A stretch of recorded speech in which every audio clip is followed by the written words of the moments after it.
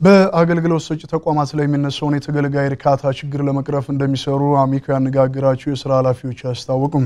አገልግሎት ሰጪ ተቋማት የደንበኞችን እርካታ ማሳደግ አለመቻላቸውን በሀገር ኢኮኖሚ ላይም አሉታዊ ተጽዕኖም እያሳደረ ነው።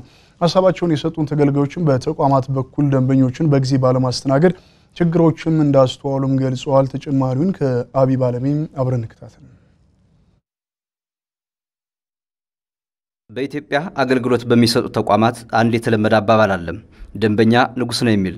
አገልግሎት ሰጪ ተቋማት ወደ ተቋም የሚመጡ ደንበኞችን እንደ ንጉስ ወይም እንደ ንግስት ተቀብለው ማስተናገድን ለዚህም ዝግጁ መሆንን የሚገልጽ ነው። አገልግሎት ሰጪዎቹ ራሳቸው እንዳገልጋይ ቆጥረው ደንበኛው በሚገባው መጠን ማስተናገዳቸው ስራን በጊዜ በጥራት እንዲሁም በቅንነት ለመከወን ያለው ፋይዳ ለሀገር እድገት ጉልህ ነው። በአገልግሎት ሰጪ ተቋማት በኩል ደንበኛን በቅንነት በፍጥነትና በስነ ምግባር ለማስተናገድ ብዙ ቅሬታዎች የሚቀርቡበትና ሀገርን ወደ ኋላ የሚጎትት ሆኗል። አሚኮ አገልግሎት የሚሰጡ ተቋማትንና የአገልግሎት ተጠቃሚዎችን አነጋግሯል። አገልግሎት ሰጪዎቹ ምንም እንኳን ችግሮች እንዳሉ ብናውቅም እኛ የተቻለንን ሁሉ አድርገን ደንበኞችን ለማስደሰት እየሰራን እንገኛለን ይላሉ። ባህር ዳር ከተማ አስተዳደር በገቢዎች መምሪያ ደንበኞች አገልግሎት ነው ሙሉውን ነገር በቃ ሁሉ ክፍያው እዛኛው ስራ ሂደት ይፈጸም እንጂ እዚህኛው ነው መረጃዎች በሙሉ የሚወጡት በእኛ ነው። ስለዚህ በተቻለ አቅም ባለጉዳዩ ሲመጣ በደንብ የሚለውን አዳምጬ ከኔ እንትን አንፃር ማለት ነው የሚለውን አዳምጬ በትክክል የሚፈልገውን አገልግሎት ፈጠን ብዬ እየሰጠው ያገለግልኩኛል። እንዴ በደንብ ንጉስ ናቸው ንግስት ናቸው። እኛም አገልግሎት እንሰጣለን በደንብ ጧትና ማታ እንደምታዩት ይጨናነቃል በጣም በዛን ሰዓት እኛም ረፍት የለንም እናገለግላለን። ባግባቡ ወራጅ ሲል ከሚፈልግበት ቦታ ወርደን ባግባቡ ከተፈለገው ቦታ ፌርማታችን ድረስ እናደርሳለን። ስለዚህ አሁን ደንበኛ ንጉስ ነው ብዬ ነው ማስበው። ስለማስብ ይሄን ነገር አደርጋለሁ።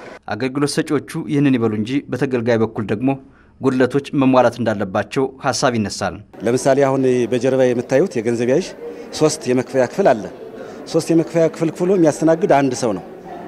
አንድ ሰው የሚያስተናግድበት ዋናው ምክንያት እነዚህ ሁለቱ የሰራችውን ስራ ሪፖርት አድርጉ ስሩ ተብለው ስራ አቋርጠው የሌላ ስራ እየሰሩ ነው ታዝዘው እንጂ እነሱ ለማስተናገድ ዝግጁ ናቸው። ግን ሪፖርት የሚያደርግ ሰው ሌላ ሰው መዘጋጀት አለበት። የሚያስተናግድ ደንበኛው የሚያስተናግድ ሰው ሌላ ሰው ማለት ነውና እንደ ገቢዎች እንዲ ሰራተኛው እንዲ ተቀምጦ ሌላ ስራ መታዘዝ የለባቸው። አንዳንዶች ጥሩ ናቸው። አንዳንዶች ደግሞ አሁን እዚያ ለምንድነው 6 ብር መርስ አምጡ እያሉ የሚጨቃጨቁም አሉ።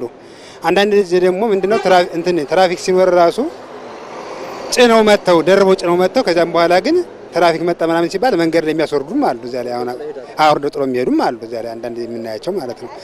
አንዳንዱ ደግሞ ትክክለኛ ሰዎችን አሳርዶ ሰው ጭነው የሚሄድም አለ እዚያ ላይ ስናየው ማለት ነው።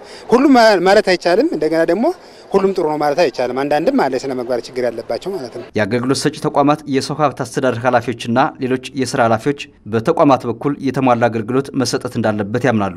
ከሚገጥማቸው የሰው ኃይል እጥረትና ካንዳንድ የስነ ምግባር ጉድለት ያለባቸው ሰራተኞች በስተቀር አገልግሎቱን ጥሩ ለማድረግ እየሰሩ መሆናቸውን ለአሚኮ ተናግረዋል። ባለጉዳዩ በራሱ ፍሮንት ሊቁጭ ብሎ ወይም ፍለፊት መጥቶ የሚገለገልበት ሂደት ስላለ መውጣት መግባት የሚቻልበት ሁኔታ በቀላሉ የለም ማለት ነው። ይሄ ማለት አንዳንዴ ችግር ሲገጥም ወይም ባልሆነ ጉዳይ ወጣ ገባ የሚል ሰራተኛ አይኖርም ማለት አይደለም። ግን በአብዛኛው ሲታይ የሥራው ባህሪ ሰራተኛውን ወጥሮ የሚይዝበት ሁኔታ ስላለ ያን ያህል የጎላ ችግር አለ ብለን አንወስድም። እዛው ሳለ ግን አንዳንድ ጊዜ መጨናነቆች ይኖራሉ። መጨናነቆች ሲኖሩ የባለሙያ እጥረት አጋጣሚ በህመም ወይ በተለያየ ምክንያት መቅረት ነገሮች ሲኖሩ መጨናነቅ ይኖራል። የሲስተም መዘግየት ሲኖር እንደዛው መጨናነቅ ይኖራል። በስራው ባህሪ ጋር ተያይዞም ሪፖርት የሚያደርገው ነጋዴ ወደ መጨረሻው አካባቢ ስለሚመጣ የመጨናነቆች ሁኔታዎች ይኖራሉ።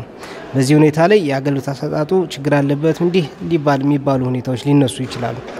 እንደ ባረክ ከተማ የስምሪት ባለሙያ 2 ወንድ 3 ሴት ነው ያሉ። ጧት 12 ሰዓት ወጥተን ማታ 12 ሰዓት ነው መንገባው።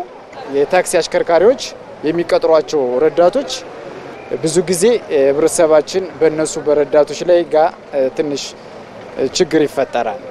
አሁን ይሄን ለይተናል እኛ በዋናነት አንደኛ አሽከርካሪዎችና ባለሀብቶች የሚቀጥሯቸውን ሰዎች የተሻለ ህብረተሰቡን በአግባቡ እንዲያገለግሉ መብቱን አክብረው በአግባቡ እንዲያስተናግዱ ለአሽከርካሪዎችና ለባለሀብት ግንዛቤ እንሰጣለን ብዙውን ጊዜ እንደ አዲስ ያሰብነው ከማህበራት ጋር እየተነጋገር እነዚህን ረዳቶች የሚቀጠሩ ረዳቶች ስልጠና የመስጠት ማህበረሰቡን በአግባቡ በዲሲፕሊን በስነ ምግባር ማገልገል እንዳለባቸው ይህን ለመስጠት ሐሳብና እንትኑዋለን እቅዱዋለን። የተቋማት የሥራ ኃላፊዎች ሰራተኛው ለደንበኛው ተገቢውን አገልግሎት እንዲሰጥ ግንዛቤን የማሳደግና ህጋዊ ተጠያቂነትን የማረጋገጥ ተግባራትም ይከናወናሉ ብለዋል።